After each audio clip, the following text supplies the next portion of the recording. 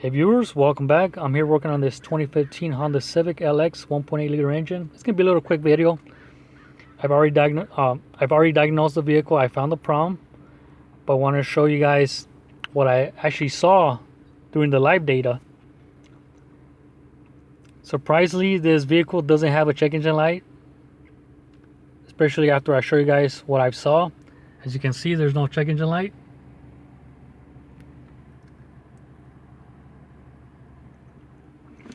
And there's no codes. As you can see there, no fault codes. I was actually suspecting a P0171 system to lean due to the fact that fuel trims indicate that there's a vacuum leak. So let me show you guys the data pits. Actually, the customer did state that the vehicle seems to be consuming a lot of fuel lately, and now I know why, since I found the problem. I've already selected the pits for you guys. So pretty much where I concentrated the most was the mass airflow sensor, long-term and short-term fuel trims. And for a split second, I'm not going to lie to you guys, I almost condemned the upstream air-fuel ratio sensor as a potential problem. But luckily, whenever I see vacuum leak conditions on the fuel trims, I always like to perform a visual inspection. Luckily this time it did work out for me, but I almost got burned by condemning a faulty upstream air fuel ratio sensor. Alright, so right now at idle, we see that their airflow rate shows about 1.8, 1.9. Like I said, it's a 1.8 liter engine, which is pretty good. It's within the range of 1.8, 2.0 grams per second. So then I concentrated on long-term, short-term. As you can see with the vehicle at idle, short-term is below 10%, about 6.2. Long-term is about 2.3.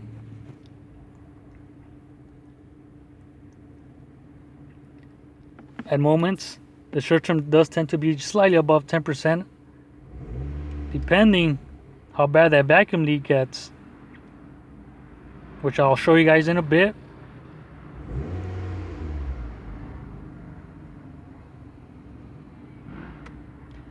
So for now, it doesn't really seem to be a vacuum leak, just for the fact that our short-term, long-term are within range, plus or minus 10%. So pretty much where I performed the test was at idle. I increased the RPMs. I looked at the long-term, short-term. So let's go ahead and do it for you guys. There we go. About 1500. Let's watch the short-term, how it goes above 10% and it drops below 10.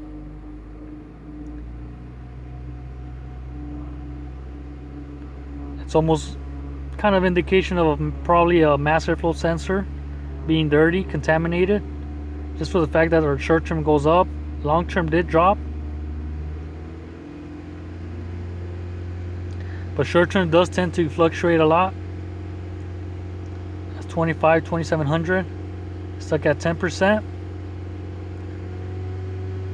That's the reason why I almost condemned the faulty mass airflow sensor, a faulty air fuel ratio sensor.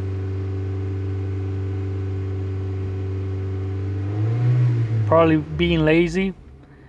In this case, our problem was actually a faulty air intake hose, which was cracked. Which was pretty much, it was cracked after the the mass airflow sensor. You can see now short term went to 10.1, indicating potential, like I said, vacuum leak. It's not too bad. Now the next step is to go ahead and take the vehicle for a little test drive and show you guys how the short term behaves, how crazy it gets. Alright, so let me drive the vehicle and then show you guys. Alright guys, so I'm actually right now, I'm doing about 10 miles per hour. As I accelerate higher, let's watch short term and see how it behaves, how crazy it goes. All the way around shows about 20. Long term still shows about 3.1. It's not too bad. The short term is the one where it does go above 20%, almost indicating fuel delivery, mass airflow sensor. reality, like I said, it's actually a cracked air intake hose that's causing this symptom here, or this fuel consumption. The computer's adding more fuel due to this vacuum leak on the air intake hose. Sorry for the camera movement. There you go. This time fuel trims didn't go above 30 or 40%. During my initial drive, it did go all the way to 40 plus. Especially, you know what, perhaps, you know, is when the engine's probably cold, is where it tends to go higher than 30-40%. So there you go, guys. So for anyone who's having potential bad gas mileage lately, you know, take a look at your air intake hose. Those tend to crack on these Hondas and causes fuel consumption. So hopefully you guys enjoy this video. So let me go ahead and show you guys real quick the problem. Alright, guys, so hopefully the camera could pick it up, but here's the problem here. Like I said, a cracked air intake hose.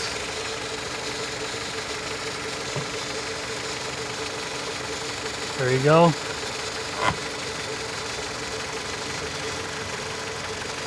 It's not totally cracked, but this little small crack that it has here is causing this short-term fuel trim to behave erratically.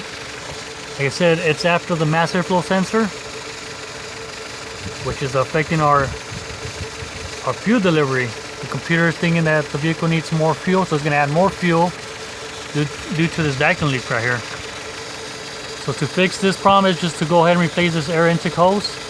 Customer gave me the okay to go ahead and replace it. So alright guys, so hopefully you guys enjoyed this video. This is Eli the OBD Tech. Subscribe if you like. Alright guys, so this is going to be a little bonus video here after replacing the air intake hose. For those that care for part number, there you go. Alright guys, so the vehicle is at idle. As you can see, fuel trims didn't improve already. Short terms at negative 1.5 before it was around 10.1 at idle. Long term was around 3.9, I believe. Now let me go ahead and raise the RPMs. These fuel trims are going to improve as the vehicle gets driven. So we go, first test 1500. The short term might fluctuate to 10%, and that's due to the fact that the memory cells are still there from the previous problem. There we go.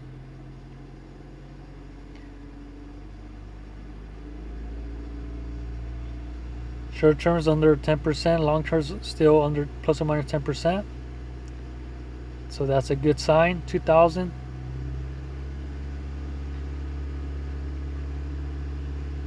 Still under 10%. That's good. 25. There you go. 1.5 on short term. So as you can see, it's no longer going above 10%. So we have pretty much confirmed that we fixed the problem by replacing the air intake hose, which was creating a vacuum leak after the mass airflow sensor.